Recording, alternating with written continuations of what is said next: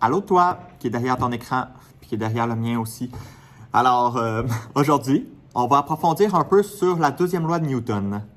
Ben oui, tu t'en rappelles, la loi qui stipule que F est égal à ma. Donc, F, c'est notre force résultante, qui va être égale à la masse fois l'accélération produite par cette force. F et A sont des vecteurs parce qu'une force, c'est une force vectorielle, et l'accélération est également vectorielle. Mais une masse, c'est pas un vecteur, tu sais, c'est une valeur simple. Faut pas oublier non plus que l'accélération va avoir lieu avec la même orientation que notre force résultante, hein? Oubliez pas. Je vous watch, oubliez pas.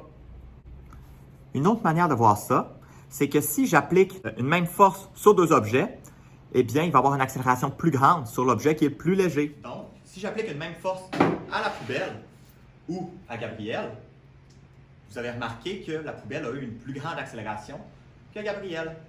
C'est une règle qui va être inversement proportionnelle. Donc, A est égal à F sur la masse. Mais je vois dans votre regard que c'est pas assez visuel pour vous tout ça. Eh bien, vous êtes en accord avec les physiciens. Eux aussi trouvaient que c'était pas assez visuel. Et c'est pour ça qu'ils ont développé ce qu'on appelle le diagramme de corps libre pour leur permettre de mieux visualiser les forces en jeu. Savais-tu qu'est-ce qui est le fun? Ben, c'est qu'on en a déjà fait, c'est juste qu'on n'appelait pas ça exactement diagramme de corps libre. Alors, je vais vous montrer exactement comment faire ça de manière officielle. Alors, premièrement, on va choisir quel objet qu'on va étudier. Moi et Gabriel, ici présent, on tire chacun de notre barre sur ce bout de bois.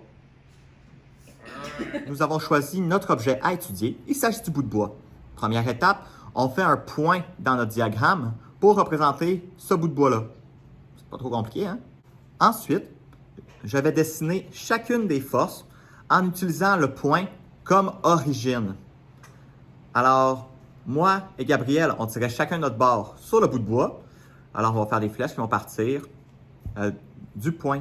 C'est important de noter que là, j'ai fait un exemple concret, mais en théorie, on va vous donner l'orientation et la force. Alors, disons qu'on tirait tous les deux à 12 degrés avec 50 newtons. Ouais, ça va être ça. On n'oublie pas non plus la force gravitationnelle. Maintenant que c'est chose faite, je vais me faire un système d'axes. Alors, dans ce cas-ci, c'est assez facile. On va considérer que le plancher, c'était notre axe des X. Alors, l'axe des Y, ça va être perpendiculaire à ça. On le dessine et voilà. Pas plus compliqué que ça. Maintenant, il nous reste juste à faire les calculs pour trouver la force résultante en séparant en composantes. Je ne le ferai pas dans la vidéo. Vous pouvez aller voir le PowerPoint, les notes de cours. C'est tout fait là-dedans, étape par étape. Donc, félicitations, vous êtes maintenant des artistes du diagramme de corps libre. Alors, il ne manque plus qu'à maîtriser différentes forces pour pouvoir les appliquer dans ces diagrammes-là. Alors, je vous invite à aller voir mes 3 prochaines capsules. Pour cette semaine, vous êtes chanceux, il y en a seulement une.